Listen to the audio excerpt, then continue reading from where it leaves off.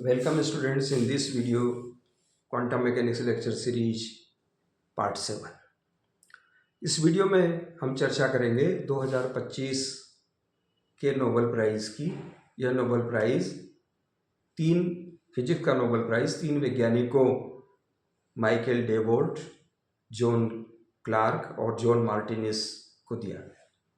किस बात के लिए दिया गया? ये इन्हें नोबेल प्राइज़ इस बात के लिए दिया गया कि इन्होंने मैक्रोस्कोपिक क्वांटम मैकेनिकल टनलिंग और मैक्रोस्कोपिक एनर्जी क्वांटाइजेशन ये इन्होंने ऑब्जर्व किया। तो इनका प्रयोग क्या है? इन्होंने जो प्रयोग किया वो 1984 में किया। जो जोसेफसन टनलिंग है कि एक ये सुपरकंडक्टर है,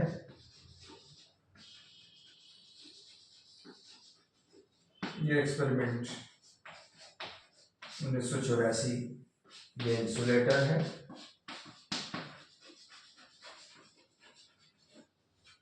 और ये सुपरकंडक्टर।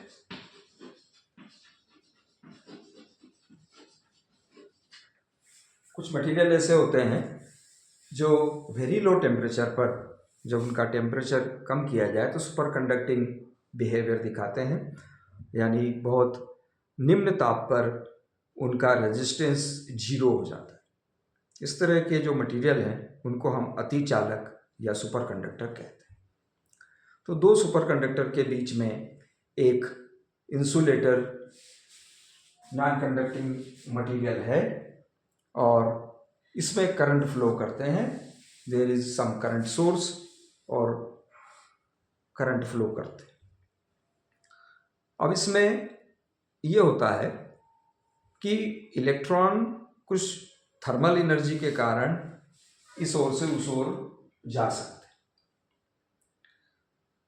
तो ये वाला एक्सपेरिमेंट बहुत लो टेम्परेचर पर, बहुत कम टेम्परेचर पर धीरे धीरे टेम्परेचर कम करते करते किया गया और करंट को मेजर किया गया।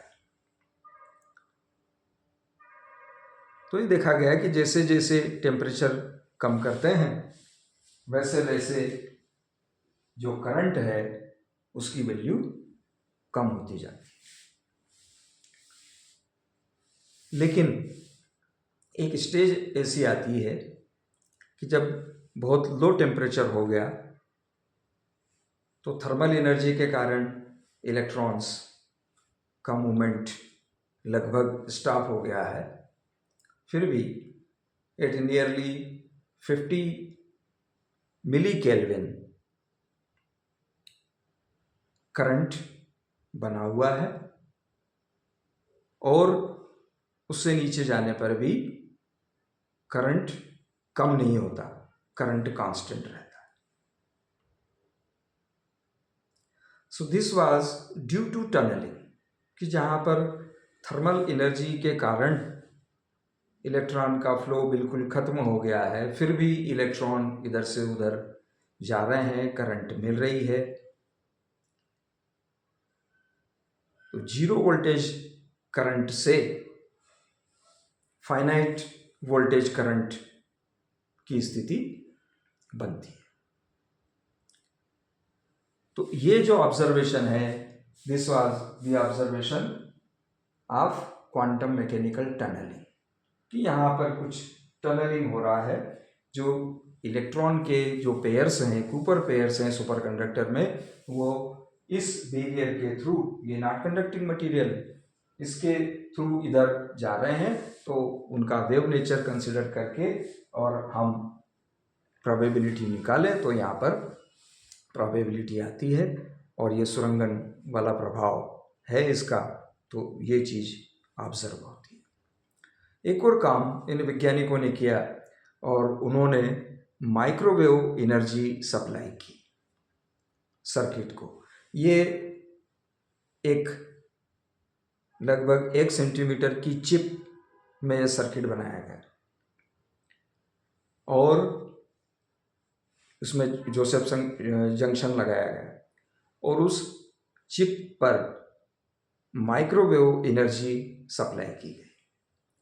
तो माइक्रोवेव एनर्जी सप्लाई करने पर यह देखा गया कि एनर्जी का एब्जॉर्प्शन होता है वो कुछ डेफिनेट वैल्यूज के लिए ही होता है। तो कुछ डिस्क्रीट वैल्यूज होती हैं, वो ही एनर्जी एब्जॉर्ब होती है। तो उसके आधार पर यह कंक्लूजन ये निकाला गया कि जो एनर्जी है वो क्वांटाइज्ड है इसके अंदर, और चूंकि इसमें कूपर पेयर्स हैं इलेक्ट्रॉन के, और कूपर पेयर्स एक साथ जा रहे हैं, सुपर कंडक्टर है उसमें बहुत सारे कूपर पेयर्स हैं बिलियंस की संख्या में, तो वो बहुत सारे वो जा रहे हैं, और उसमें जब माइक्रोवेव एनर्जी दी जाती है तो जीरो वोल्टेज से जो फाइनाइट वोल्टेज वाली स्थिति आती है तो वो एक एब्रुप्ट चेंज होता है। तो इसमें जो करंट मिली वो करंट